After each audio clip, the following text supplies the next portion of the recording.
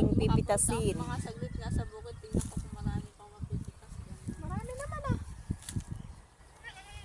Mamimita si Angel ng kamatis mamaya. Sabi kaya ni nanay na magbawas ng ano.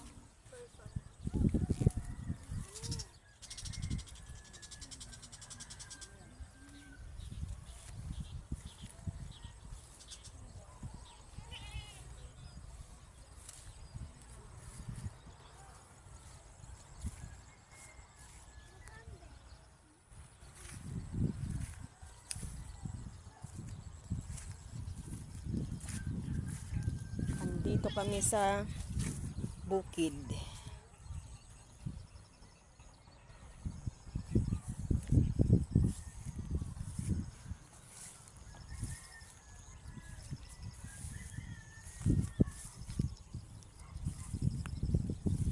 Marami pa siyang bunga.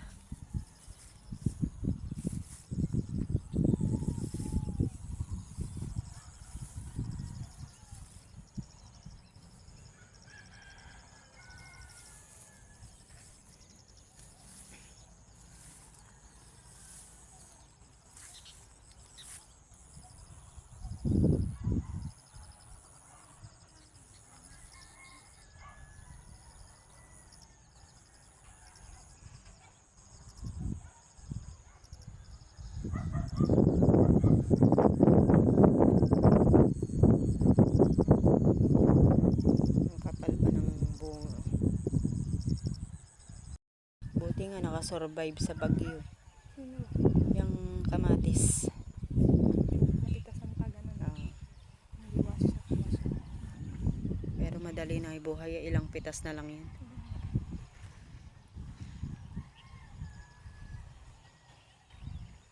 Yun o, makapal pa. Dapat ito nire-repair. Alam mo yun, pang ano ng damo na yung ginaganon. Yung pang... Ginaganon. Dapat kinuha mo yung panabas ni tatay doon. Para tinabas mo yung mga damo. Saan ba kay tatay?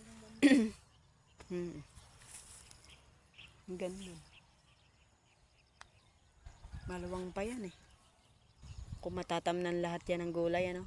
Maluwang pa. Kapantay ba nun? Kapantay ba? Oo. Hanggang dun sa may puno na yan. Sa? Hanggang sa may puno na yan. Hanggang dyan lang? Oo, dun o. Oh, kaya nga hanggang dun. Sa dulo dun. Oo, sa dulo.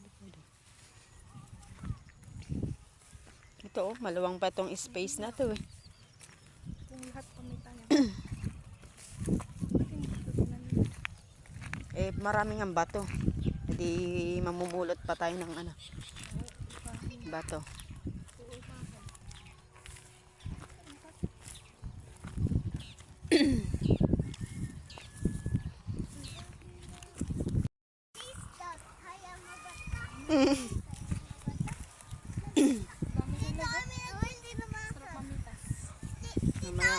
Mamayang hapon eh, ano. Dito po kami nagpunta ni tatay eh. Dito talaga. Dito nga yun. Dito sa bahay na yun. Doon po kami na. Doon nga nagtitinor ng kamatis ah. Oo. Dito ako sa tukpak. Nag-i-slide ako. Sige. Subukan mo. Kaya yung kasama yun. Sliding.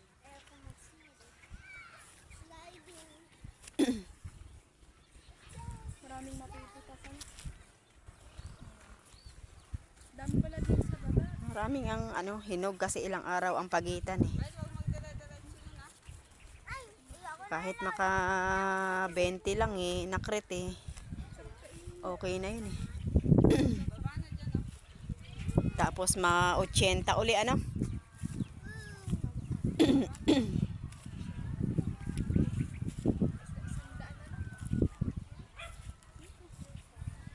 Wala nga daw kamatis na ano ngayon eh, biyahe. Bakit?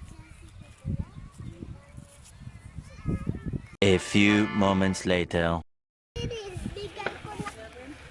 ko na kay Kuya Cyril. Kuya mo ba yan? Ikaw nga ang tito niyan. Kaya lang.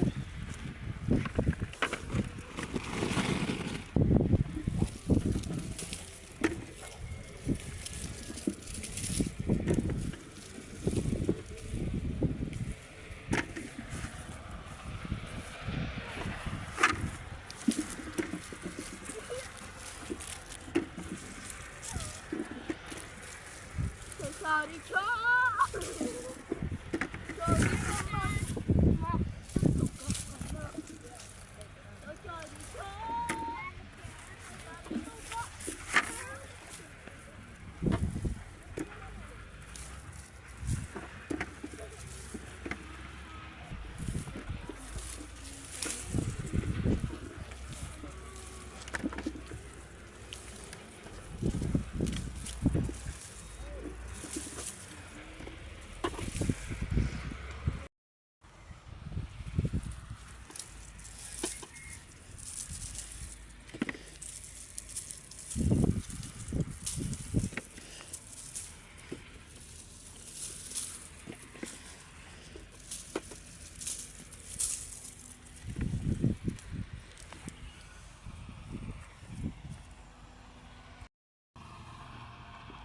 Dito po kami ngayon, namimitas po kami ng kamatis.